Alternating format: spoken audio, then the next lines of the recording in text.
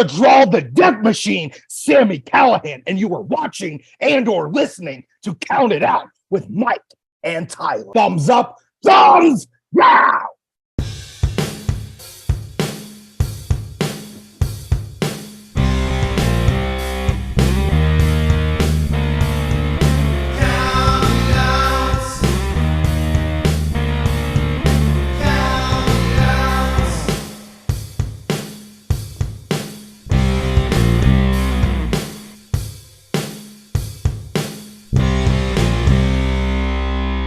You are listening to Count It Out with Mike and Tyler.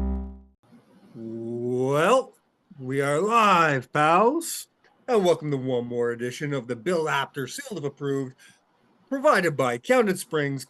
Count It Out with Mike and Tyler. This week, we are what did Tyler call him and Turva?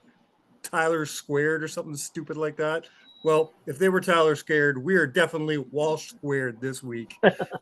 I have once again returning to the show, Mr. Andrew Walsh. No relation. How are you, bud? I am doing good. You're coming off a pretty good week. We're both coming off good weekends. I just got home from somehow alive from Tyler's bachelor party. We talked about that last week. Tyler cannot be here this week. You can figure out why on your own. He is a hurting boy. He is not doing well. That is a sign that we had a really, really good weekend. I wanted him to be on the show this week so we could talk about that weekend, but it's probably for the best. There's probably a lot we shouldn't talk about. So yeah, there's probably a lot. Which again is a sign of a really good weekend. But you had a really good weekend because you got to go to a couple shows, and we're going to talk about that right before we get into this week's list. This week we're going to do the top 7 submission maneuvers as far as I'm concerned, which is going to be really funny because I think my list is going to be a tad controversial. You and I had a little off-air chat before that made you believe that our lists are going to look very different. So I'm looking forward to getting to that. Oh, our lists are definitely going to look different. But before we get there, let's talk about the weekend. So you did a double shot this weekend. You did Friday in your own backyard of Ottawa for the C4 Fight Back show. I can't wait to talk about that. And then you came closer to my neck of the woods to a show that we talked about right here on the show just a couple of weeks ago when Emilio Albi came on the show to talk about their big show. I was about to call it The Heat is On or whatever the hell. It was Summer Heat. It's Summer Heat, but I was going to call it whatever Tyler called it on the show last week and screwed up. But you're right, it was Summer Heat. We talked about it on the show a couple of weeks ago. We're going to talk about it again today as we talk about the results. We don't need to go match for match, but I want to hear what your highlights of the weekend was. Who you liked seeing, what matches you liked, things that surprised you, things like that, the atmospheres. Let's start with Friday night. You are a C4 boy. Yes. You don't miss very many C4 shows. I haven't missed one in the last year, 2 years, 3 years. So C4 only keeps it's my home. Better. And Listen, I'm always talking about the Toronto scene. I'm always talking about who we have here. You know, I'll talk the praises of Barry Wrestling all day long. I'll talk the praises of Destiny Wrestling and all the other great promotions we have here in Toronto all day long. But for my money, I don't think there's anybody who can really argue that C4 is right now the largest, the most important, and the best indie promotion in Ontario. Is that fair to say, do you think? that would be fair to say. We are getting we do get some really good names in every month. Get the best names, absolutely. Yeah. And we learned that when Australian Takeover was on the show a few months back, when they were talking about, it's like, if you're anybody who's anybody, when they come to Ontario, the thing to do is to try to get on that C4 show. And there's so many people trying to get on that C4 show that it's not that easy. You can't just walk in. You have to prove yourself, you know? So it was cool for those boys to get a shot at C4. That was great to see them for their last Canadian show. That's right. Heading back. They're good boys. So let's start with Fight Back. Fight Back has a hell of a history going back too. Fight Back is probably the biggest, if not one of the biggest C4 shows of the year. It is a cancer charity show. All the proceeds go to the Cancer Society. Mark puts a lot of work into this show every single year. Some shows are bigger than others when it comes to the talent. I remember, I think the first one I actually sat down and watched on IWTV had Cody Rhodes and MJF on it, for Christ's sake. I think Yep. I think the same show had Joey Janela and Joey Ryan before we knew. Yeah. Had so many huge names. Not every show can have those kind of names on it, but this shows how important fighting back is to Mark and to C4. Yes, it's very important. It's very important to a lot of people. It's a very important event. In some cases, I feel I've had a lot of people affected with cancer, so Yep. It's an important thing.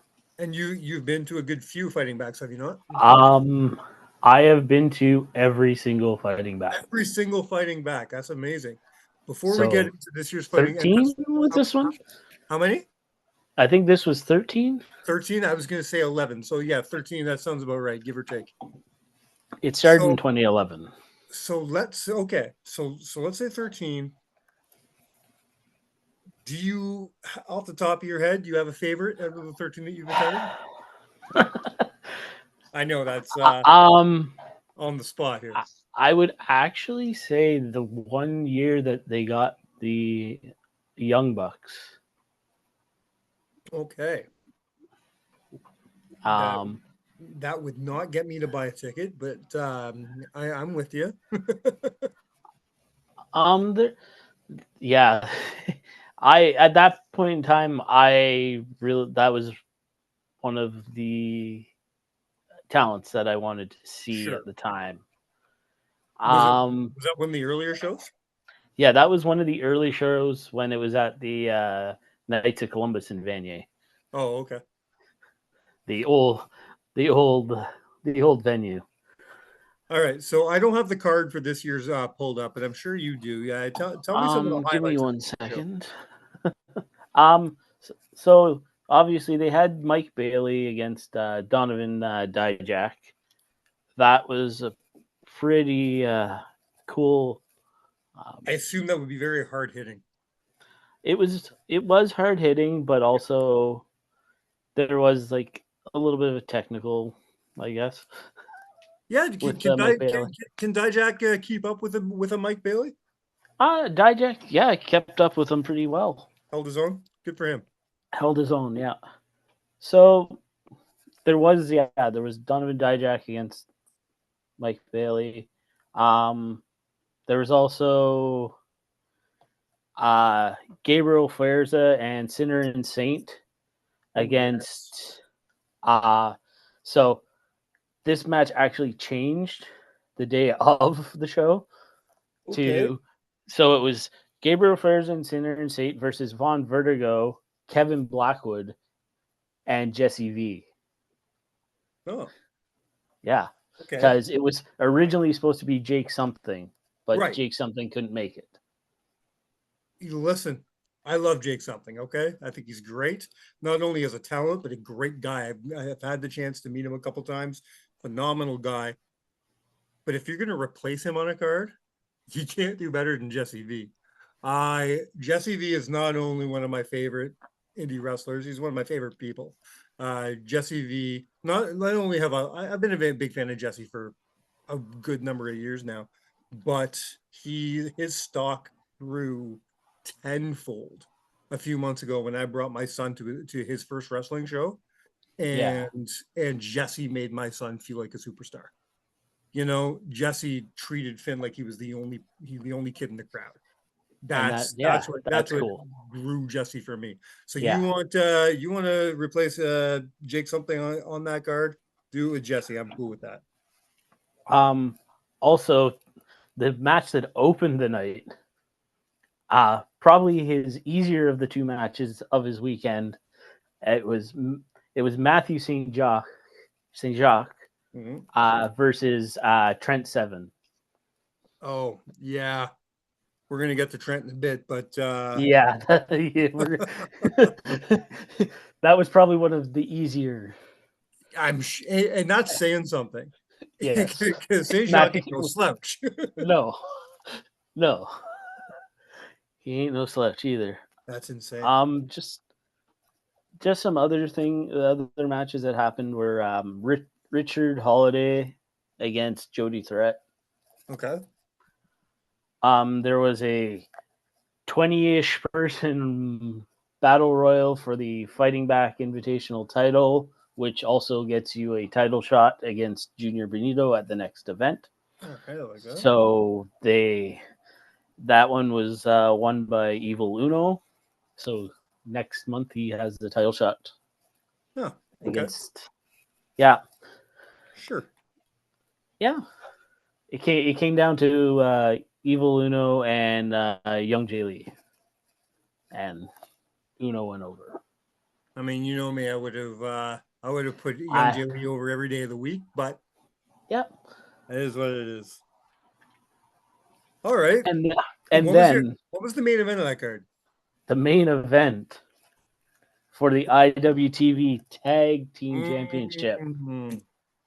Miracle Generation versus Fresh Air.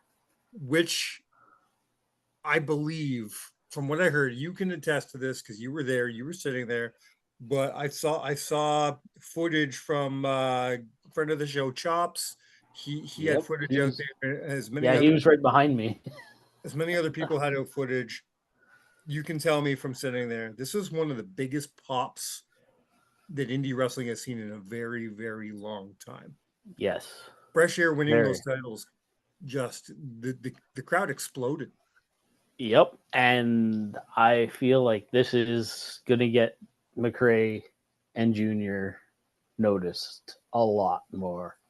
Well, as we like to call them on this show, we call them Cornette's favorite tag team. And if Jim Cornette can't get him over, C4 definitely can.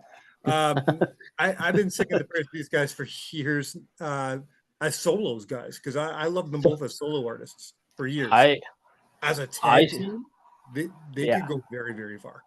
I saw Junior Benito wrestle his second match ever. No kidding.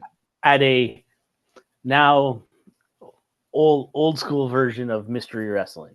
Oh, I see. Now we've got the new school, and I enjoy that too. Well, they went from probably one of the biggest nights of their career to not so much the very next night. They opened up Summer Heat in Oshawa. Yep. And the night didn't go quite as well for them as they kind of hoped. No. They looked very disappointing in their disappointed in their backstage interview with George McKay later that night. But let's talk about the guys who were looking good after that, man. I want to talk about Dynasty. Oh, Dynasty. I have a soft spot in my heart for Dynasty. Every single time these guys wrestle, they just get a little bit better. I've been watching these guys since they were on the ring crew. I've known Sway since he was just, putting the plywood together.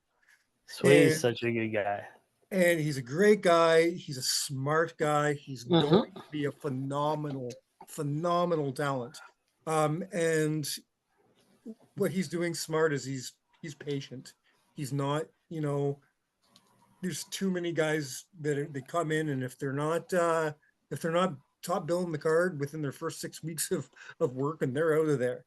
Sway is patient. He's going to keep working. Emilio talked about Dynasty a few weeks ago on the show. He says if they keep this attitude and keep working and working and working, they're going to build themselves on every single card you see.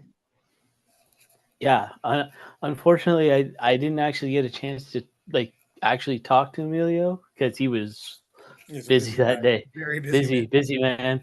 Yeah. It lived up to its name, Summer Heat. It was hot in that arena. I heard. I heard the air conditioning wasn't exactly. There was no air conditioning, Mike. Now that was The I air said conditioning was the fan that Val brought. I said that opened up the show, but that was not quite the truth. That was the countdown to the show, the Yeah. pre-show, as it were. The real So, opener, and you can correct me if I'm wrong, is a match that very well could be a match of the night. Can you explain to me how this all went down when one of my favorite indie guys, Mark Wheeler, took on probably the greatest wrestler in the world, Speedball Mike Bailey? that one was hard. It was a hard hitting affair, but Now I this was was the like, opener, right? this was the opener, and I was like, okay, This sets the bar. this sets the bar, Yeah, and unless your name is Steve Macklin and Trent Seven, everybody else yeah, in that card is probably sitting there going, "Fuck." yeah, You don't want to follow these guys. That's ridiculous. nope. It was definitely the match that set the bar for the tone for the rest of the night. I didn't get to see many results. Who went over in this match? I believe if I remember correctly, it was Speedball that went over. Yeah, that makes sense. Makes sense. Okay. I don't think you could have somebody pin the X Division champion. No, well, no, I guess not. Especially with the way things are going for TNA right now. Yeah. All right. I'm trying to remember the rest of that card. For some reason, I can't get it up on my phone. You had yeah. Let me see if I can find it. what's his name? AJ Francis. Yeah, you had AJ Francis against. He took on Tyler Turva, did he not? Yes, he took on the Saturday Night Delight. Yeah, that's it. I'm surprised I remembered that. A lot of smack talk going on between those guys. Do you remember much about that match? AJ Francis eventually won that match. Okay. But he did have some help from a outside interference from some internet wrestling guy. I don't know. Oh, weird. That he chirped before. Yeah, okay. I don't know. Yeah. All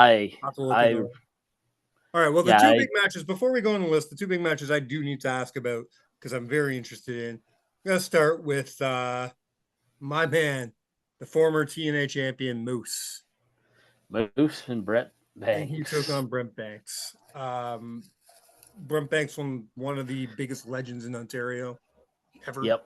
Let's call it a spade. I'm glad to see him back up like in any promotion. Like yeah, it was hard to find him for a while, but now he seems to be working anywhere he can now. And now he took on a guy with the lineage and the decoration of Moose. Explain or tell me about that match. How'd that go down? That match was a contrast of styles, obviously. A big band versus a speedier. How would you explain or describe Brent? He's not big, but he's not big, small. but he's not small. He's quick. He's not a high flyer exactly, but he's not a Moose type either. He's just the best of all worlds. He can do everything. It's amazing. And the crowd definitely was on Brett's side for sure. In Oshawa, I would expect so, of course. All right, let's talk about the main event before we move on. I need to know what happens when, by the way, I need to say we did watch Brad Myers, referee extraordinaire, lead the charges. He brought the ring crew out and they built that cage. We counted it. We put it on speed. They built it in under 12 minutes. Yep. They were quick. Boys. I'm impressed with that very much. They were quick and it stayed up. So what happens when the most dangerous men in wrestling today, Steve Macklin, in a ring with the Destiny World's champion, Trent Seven? Well, and you cover that ring in a cage. I guess I have to mention that. Well, first you got to get him in the cage. Now Nice. The match started out of the cage, did it? The match started out of the cage with Macklin doing a dive through the door. Nice. And then, as the videos that I sent you. Yeah, I haven't been able to see. I was, let's just say it was very loud where I was when you sent those, and I haven't watched them yet. I was very close at one point. They were not in the cage. Wow. For a now bit remember, of it. folks, this whole match can be seen on Destiny Wrestling's YouTube page, or this whole event, I should say. It played live that night. I believe it's still up on the page. So if you want to watch the show, go back, watch all the Summer Heat, and get ready, because starting just in just a few weeks, Destiny is going on TV. They have their TV deal starting on the Fight Network, and they're going to be going. I don't know what day of the week it is yet. We'll let you know as soon as we know. But I believe that this is the last big show before they go into their storytelling mode for TV. So that's big news for Destiny. And I'll let you in on something that they announced for the taping. Sure. On October 6th. Yeah. They actually announced that Joe Hendry would be there on October 6th. Really? Yep. That's very, very interesting. Man, what I would do with Emilio's money. What I would do with Emilio's money, I'd probably there'd be a few people I'd bring in. Yeah, no kidding. All right, bud, are you ready to talk about some submission wrestling? I am ready. I came up with this the idea for this list a while back. I had it made. I did some tweaks on it today, but I'm telling you, my list is going to be very controversial, so I'm going to be keeping off, and we'll talk about this when my list is done, but I'm going to be keeping off one of the most beloved moves of all time. People are going to be mad at me for it. And I'll explain why it's not on the list when the list is all done. But people are going to be mad. So how do you want to do this, Andrew? There's two ways of doing it. We either go 1 for 1. I do my number 7. You do your number 7, and go on. Or I could do my full list, and you can do your full list. How guest choice today? How do you like to do this? You know what? You put me on the spot really today on this, but love doing it. And it was great doing this. I got it done in under an hour. There you go. And we could go one for one. One for one? Beautiful. Love that. All right. Well, you know what? Guests first. Let's hear your number 7. My number 7 is the Taz Mission, or as it's now known, the Red Rum. Okay. Now, I have a question for you, because the only criteria I told you was no sleeper holds. Do you not consider this a sleeper hold? Considering it used to be considered a chokehold. So technically, it's a chokehold. Yes. Which is not a sleeper. All right.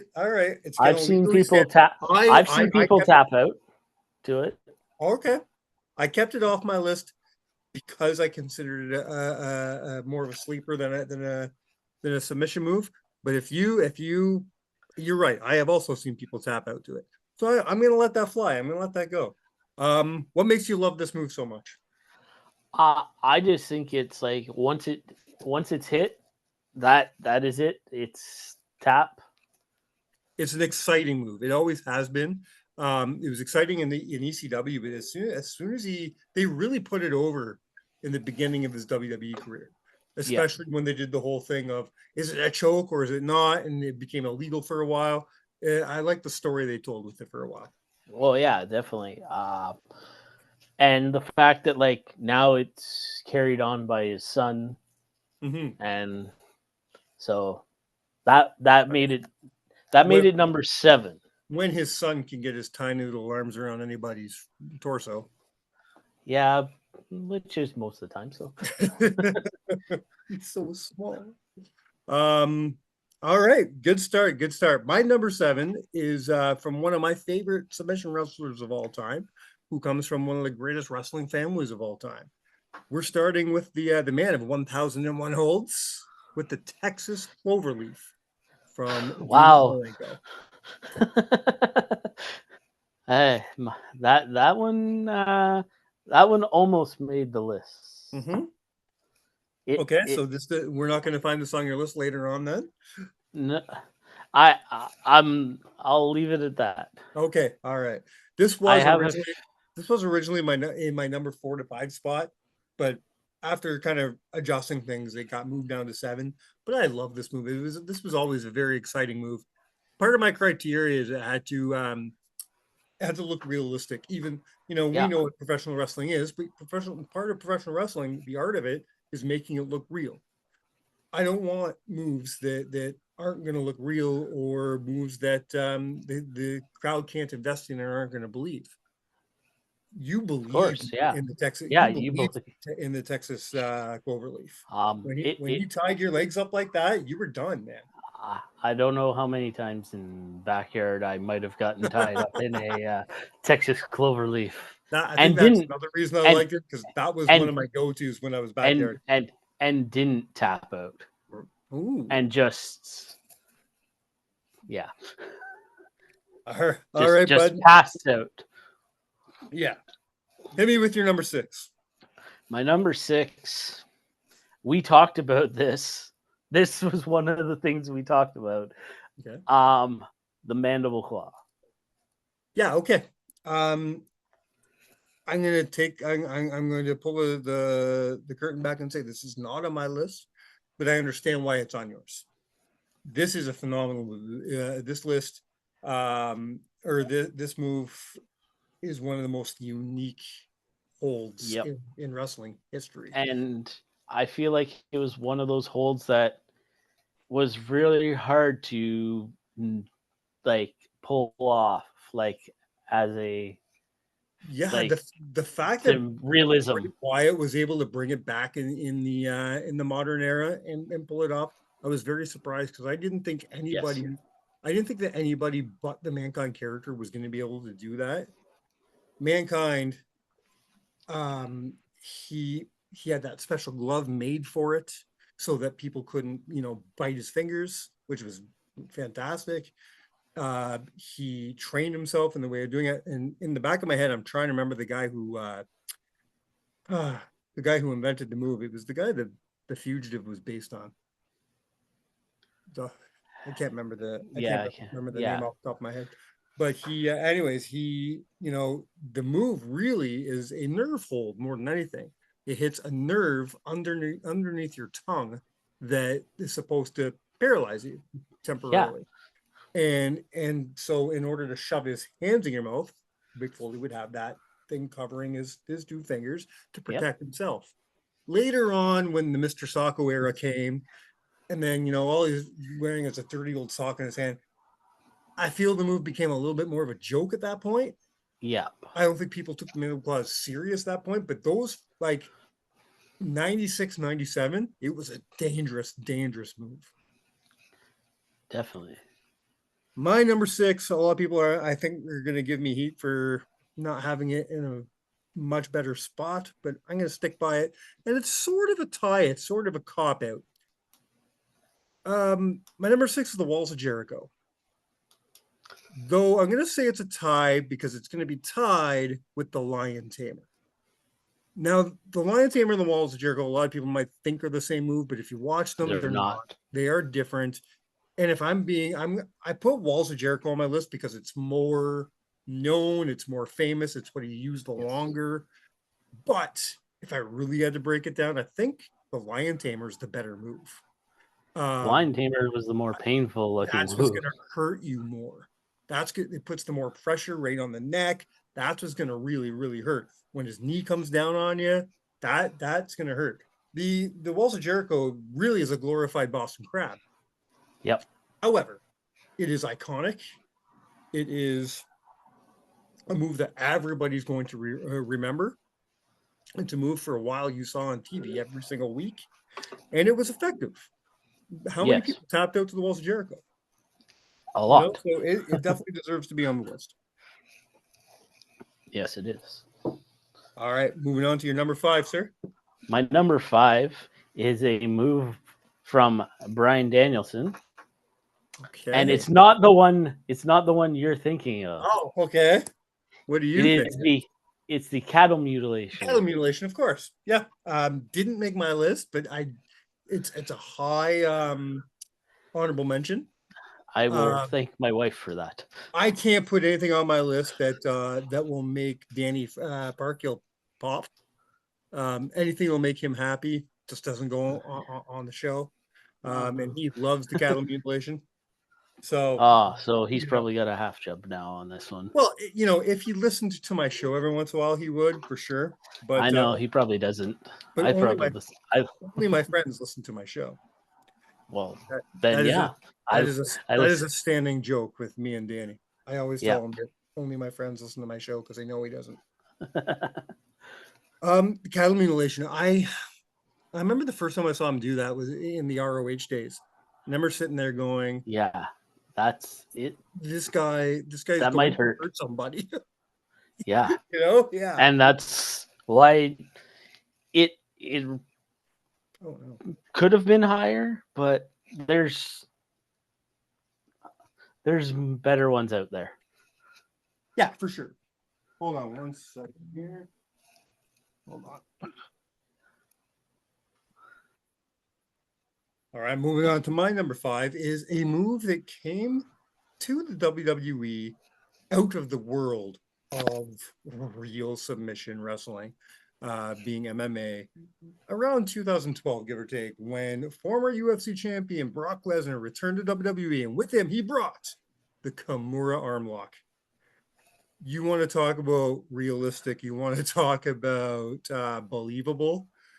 This is as believable as it comes because I don't think he knows how to fake this move. I think yeah, whether it's in MMA or in WWE, if you're in the Kimura, you're in pain, you're hurting.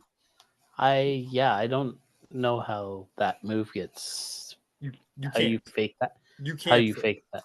Yeah. I'm sure if you talk to us, I don't think anybody's been in that move more than the Undertaker has, and I guarantee if you asked the Taker about that move, he would just say, "Fuck that move," because he's kayfabe broken at least two. He broke Triple H and Shawn Michaels' arms in that move. I believe so. At least with kayfabe, and it's believable. It would be very, very believable that he'd be breaking arms with that. Yeah. Brock is a dangerous, dangerous man. And that's a dangerous move. He was a dangerous man before he left WWE to go to UFC. Yeah. When he came back from UFC after learning all that legit stuff, his danger factor just multiplied by about 100. And he comes back wearing the MMA gear, doing the MMA stance. He was an MMA fighter in professional wrestling world. And that was his gimmick, and he was believable as it. There was you watch him fight in the WWE, and there's really no difference between him doing it there and fighting in the octagon. And he was believable. You take on a guy like The Undertaker, who is nearly 7 foot, 300 pounds, and you make him actually, I guess The Undertaker did tap once the Kimura, even if the ref didn't see it. You make these guys humble with a move like that. Very, very crazy, dangerous move, no matter what sport you're in. Which takes us to your number 4, my friend. And speaking of making people humble. Okay. At number 4, the camel clutch. I'm going to rip the Band-Aid off here. You and I have the exact same number 4. All right. You and I have put the camel clutch at our number 4 spot. That is a beautiful. You are correct. That is the right place to put this move. Yes. It is legendary. It is iconic. It has won championships. It's one of the best, if not the best, submission move of the golden age of wrestling. It goes back decades and decades and decades. Yeah. I did some research, and Gory Guerrero invented it. I didn't know that. Okay. Yeah. you go back and even like before you and I were born, the Iron Oh, Sheik was yeah. beating people with it all the time. In my young years when I was first starting to watch the WWF, Sergeant Slaughter was beating people with the move. Later on, even Bob Backlund himself started using it. We'd watch this move go on and on until the No, Sultan had it. yeah. Well, you knew Oh, it had to end somewhere.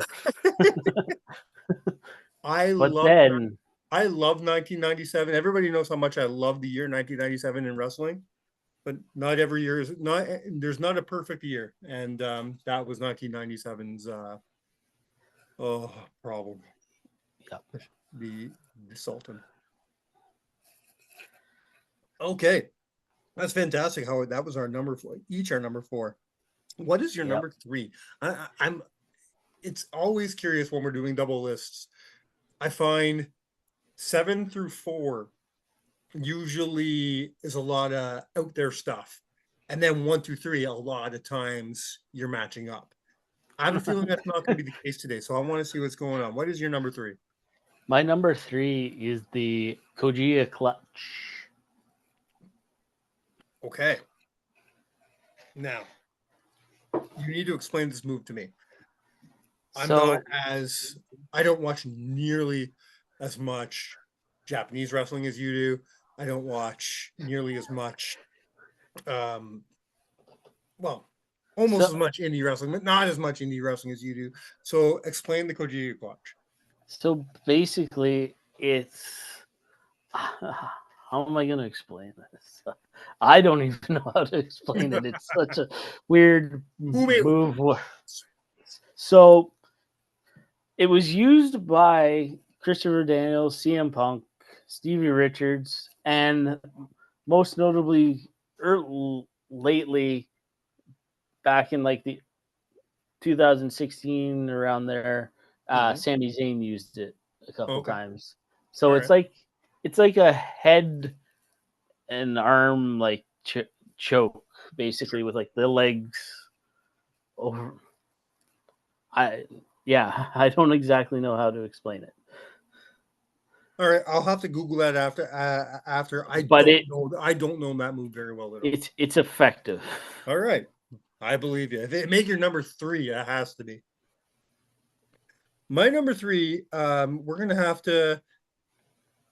We could argue, we could not argue, but one way or another, I think it's a 3-way tie over who did this move best, because I think there's 3 men who perfected this move. But we're going to talk about the ankle lock.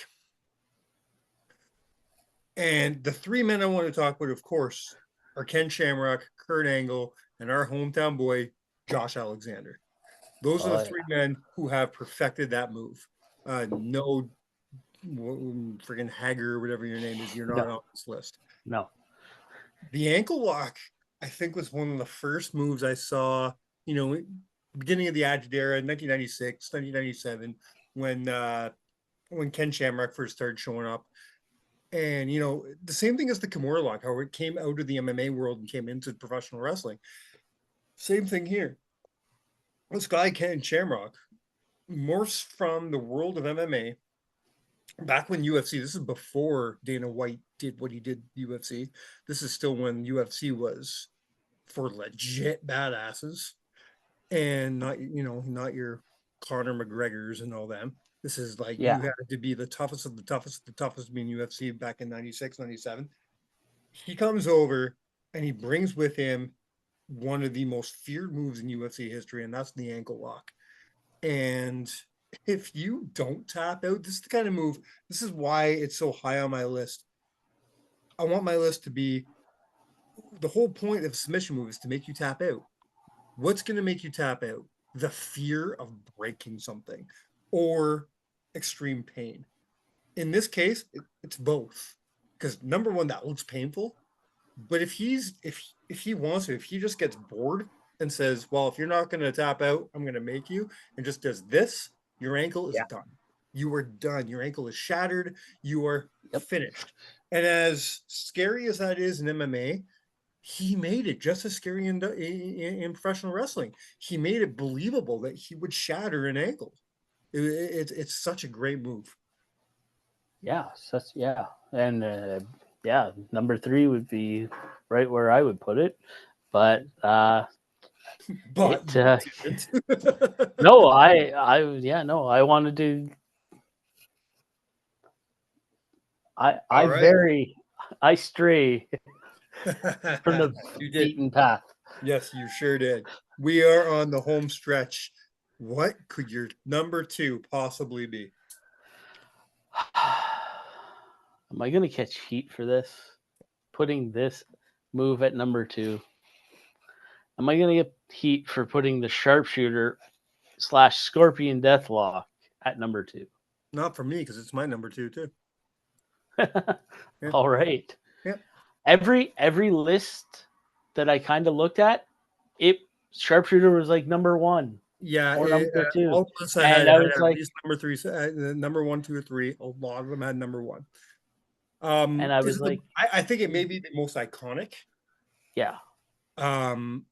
The reason my number 1 is my number 1 is because while it may not be quite as iconic, it is more realistic. It looks more painful. It looks, you know what I mean? Yeah. Where the sharpshooter, we'll get there when we get there. But my number 1, it takes a split second to get it on you, and if you're not paying attention, this guy's got it on you, and you're done. The sharpshooter, it's a little too showy, you know. Brett's got to get you on his back. He's got to get your legs up. He's got to cross it. You have a lot of time to fight that off. Yep. Now, if you don't fight it off, then you're kind of screwed, because Brett could sit there all day long and wait for you to tap out. Or in the WrestleMania 13 case, pass out. But once it's on, it's not easy to reverse. How many people have reversed or kicked out of it? Not many people at all. Not many. So that's a good reason for some would say Brett didn't even wasn't able to reverse it. Exactly. But we won't talk about that. Yeah. But that's a good reason for it to be at least my number 2, because it is, in that case, it is very believable. It is very dangerous, because once it's applied, you're done. You have no choice but to tap out or lay there. Even if you're not in pain, you're not fighting it. You're just going to lay there until there's a count out in the match or something. So you're done. That makes the move very effective, and that was a big criteria for me. However, I get that it's professional wrestling. I get it's not MMA. It's nothing like that. But you lose points with the showman aspect. Putting it on in the first place, I think you're giving a lot of room for fighting. If somebody is too strong or too fast, they couldn't not get it in the first place. Where other submission moves, which is why the same reason, like Texas Cloverleaf is my number 7. I love that move and it's effective, but if you really don't want Dean to put that move on, you can fight it. It's the moves that happen this fast. Once they're on you and you're dead, that's what makes a number 1 for me. And we'll get there. But before we get to my number 1, I'm very interested to see what your number 1 is. Because you and I have both left off a couple very, very, very important and even beloved submission moves. One of us is we're probably both getting heat for leaving something off. Because I'm leaving one off, and you're definitely leaving at least one off. So I want to see who's leaving what off here. What is your number 1? So my number 1 is the figure 4 leg lock. Okay. And it's an iconic submission. Uh-huh. Ready for the heat? I consider this to be the worst submission move in professional wrestling history. All right. And I'll tell you why. Hey. This is just me, and I understand everybody else. This is everybody else's number 1, number 2, or number 3, and I get it. It is the most iconic move in history. but I don't think the move itself is iconic as much as the man who uses it. I don't think anybody could have got this move as over as Rick. My problem with the figure four leg lock, it's the most easily reversible move in the history of wrestling. Everybody has reversed the figure four. At this point, it's part of the gimmick. You know, the fact that like it can't be my number one, it can't even be on my list if it's so easy just to turn around and have the original person in pain. That's a huge flaw in the move for me. That's a massive flaw. Now, from a gimmick standpoint, from an entertainment standpoint, that's phenomenal because seeing the face be able to turn it over and get that pop and having Rick in pain, that's phenomenal. That's great storytelling. But that's not what this list is about. This list is about the actual move and the pain that it inflicts on its opponent, not the other way around. And for that reason, it can't be on my list. All right. But I'm not taking away from you. Explain to me why it's your number one. Is my number one because, like, yeah, you said it's been used by Ric Flair. It's been used by a lot of people. Yeah, but the only two people I would actually say got it over well are going to be, well, it's Ric Flair. I was going to say Charlotte, but Charlotte had her own move. Charlotte had that was a figure eight. Yeah. So I wouldn't even say Charlotte. Like I'm not gonna sit here and give Jeff Jarrett credit over the figure four, because his figure four was horrible. Maybe Brett's figure four on the ring post was phenomenal. Yeah. I absolutely love that. No one's reversing that. I'll tell you that. The other thing is like, yeah, it may have been easily reversible, but at the same time, it looked like it actually hurt pretty much. Oh yeah, I've been in the figure four, and if it's I have too. If it's applied properly, it hurts for sure. Yes, yeah. But it's the fact that anything, again, just like the sharpshooter,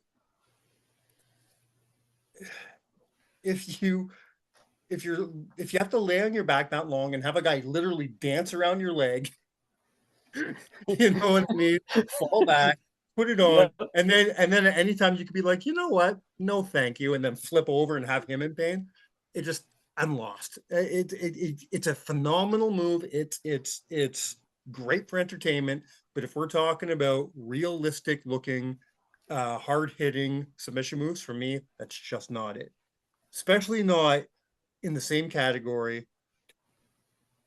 as the move I chose for my number one, which can be put on you without you even knowing the guy's there. It could be, and the minute it's put on you, you are fucked. You're not getting out of it.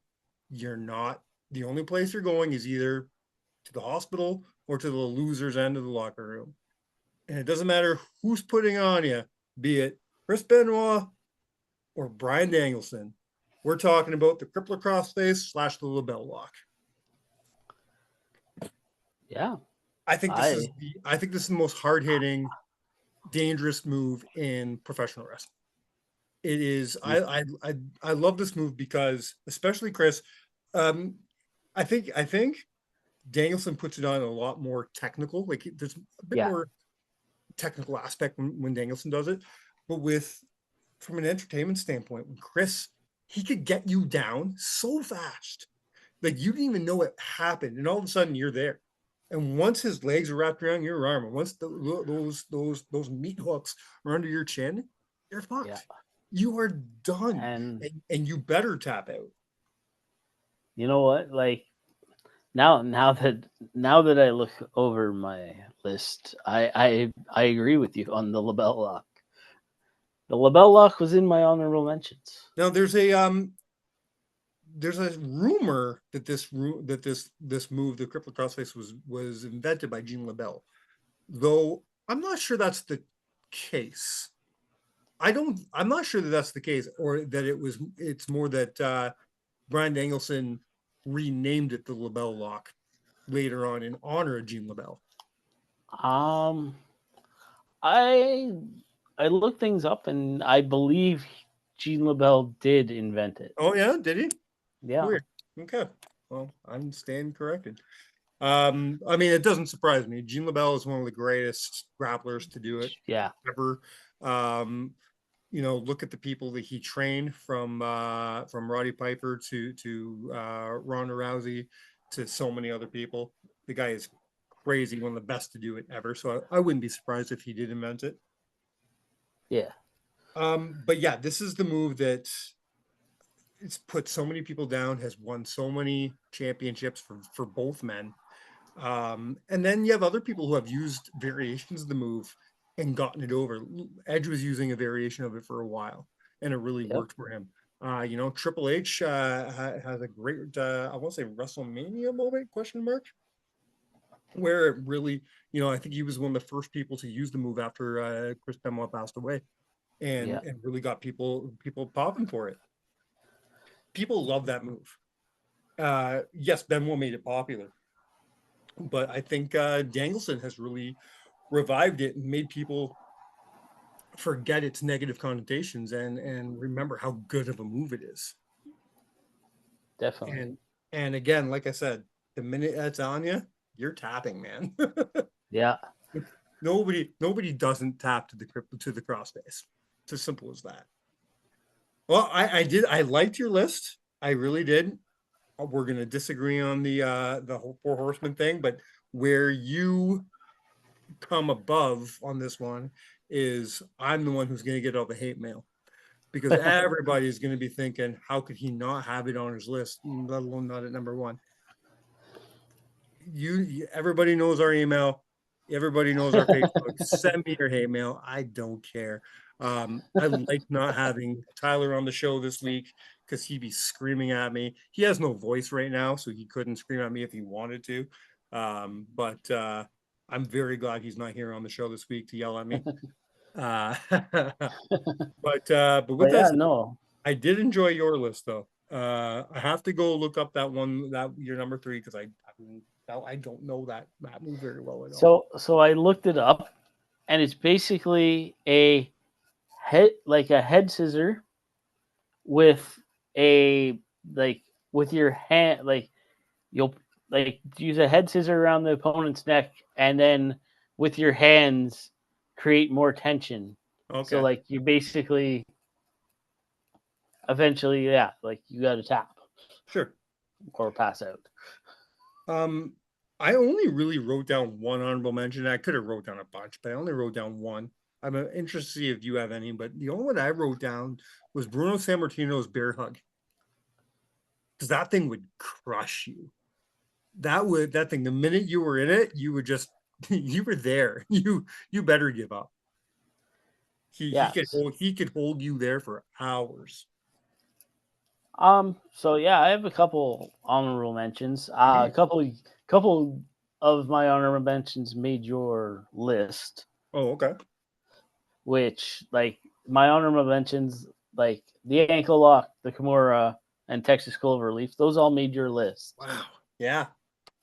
So my list was basically your honorable mention list. And then I also have the Rings of Saturn. Okay. Good call. I didn't think of that. Good pull on that. Nice deep cut. I also have the Boston Crab and Anaconda Vice. Anaconda Vice for sure. Absolutely. Off the top of my head, I was just thinking the Dragon's Gate. Not Dragon's Gate. What's it called? Dragon Sleeper. No, not the Dragon Sleeper. That is one of my favorite moves ever, but it's a sleeper hold, so it didn't make my list. Sleeper, yep. Yeah. No, the move that the triangle hold that Taker used for a while. Hell's Gate. Hell's Gate, thank you. Oh no, I was thinking Dragon. Yeah, Hell's Gate. Yeah, I saw that on a couple lists. Yeah, it doesn't make my 7, but it's a good move.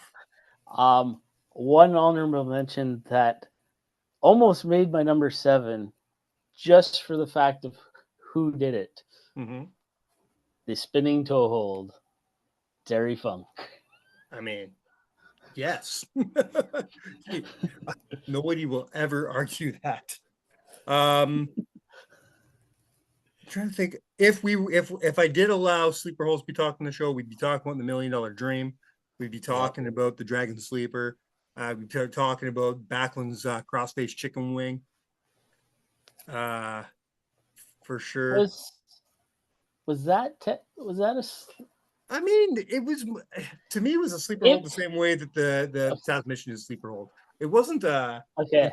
It wasn't a tap out move. Yep. It was you're gonna fade and you're gonna get out. You know.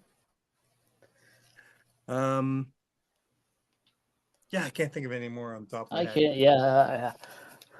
Hey, though, it's funny. D. Malenko is known as the man of 1,001 holds, but I can only think of one of his moves. But I will say this: how Jericho had his list of 1,004 holds. Mm-hmm. I have the armbar, also the Saskatchewan armbar. Good, Paul. Good for you.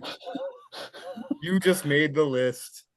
You just made the list. Yeah. Well, hey. Speaking of armbars, you want to talk about an armbar, man? You look no further than Ronda Rousey's armbar back, especially back in the UFC. That woman would snap your arm into 4 pieces. Jesus. All right, bud. Well, do you have anything? Any big shows coming up? Anything you want to? Anything you want to talk about before we say goodbye? So on September 8th in Gatineau, Ontario, Mystery Wrestling is presenting another show. So far, they have announced one talent. He is the smallest wrestler. You know who it is. You've seen him on GC. You've seen him on GCW. Marco? Nope. It's not Marco. Micro Man. Oh, okay. Okay. Yeah. I am so excited. I'm glad they use a low ring in nice. the one we got. Tyler and I were just talking about that last week. We're really excited. We want to eventually go to a Mystery Wrestling show. We want to try to make. We're trying to find a weekend where C4 and Mystery or Wrestling are working the same weekend. So it's really hard. It's very few and far between that C4 does a show and then Mystery. Because it's very hard for us to decide. What do we want to do more? If we're going to make the trip, we have to make it worth it, right? What do we want to do more? A C4 show or a Mystery show? We want to see them both, but we don't want to make 2 trips. So come on now. You don't want to see me twice? You have no idea how hard it is to make that trip when you have 2 kids and a job that murders you. Yeah. I feel you. I still want to make the trip to Barrie, so well, we'll get you there one day for sure. We have some big shows coming up. I'm looking for maybe October or the November. All right. Good to know. We'll talk. We'll talk about that soon. We'll talk. Yes, we'll talk. All right, bud. Well, but other than that, yeah. Step out of the way. For our own housekeeping, please do your normal stuff. Share, subscribe, all that fun stuff. Tell your grandma about the show. Tell your neighbors about the show. Our numbers are gaining and growing every single week, and that's all your fault. Thank you so much. Just tell everybody about the show. Tell everybody you can. We appreciate every listen, every click. Just keep those subscriptions coming. Thank you very much once again to Cottage Springs for not only for supporting the show for all these months and for supporting Andrew's drinking habit, but for officially sponsoring Tyler's bachelor party this weekend. No kidding, man. With how many were there? There were about 12 of us there. I'm going to say approximately, because not everybody was drinking part of the Cottage Springs, and the majority of us were. I'm going to say approximately 200 cans of Cottage Springs went through that place. And that's just the cans. I also bought the bottles of the flavored vodka. Vodka?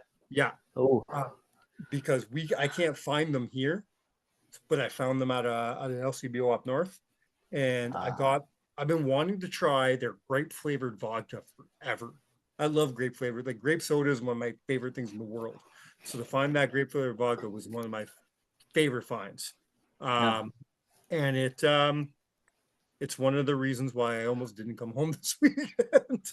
So thank you, Cottage Springs, for making me forget for at least a weekend that I'm 43 years old. Yeah. I had a grapefruit one and a blood orange one tonight. Grapefruit ones are good. The blood orange are fantastic. They're my top 3 or 4 favorites. Those are. I just got them because they were in that 24 pack. So that 24 pack is phenomenal, eh? The peach. I just opened the last one I had. So Tyler and I fight over the peach all the time. It's our favorite. Yeah. Well, until next time, on behalf of who Tyler likes to call Good Walsh, thank you very much for joining us this week. He doesn't know, does he? He knows nothing. I don't know. If he was smart, he'd be talking about your wife. Thanks. Yeah.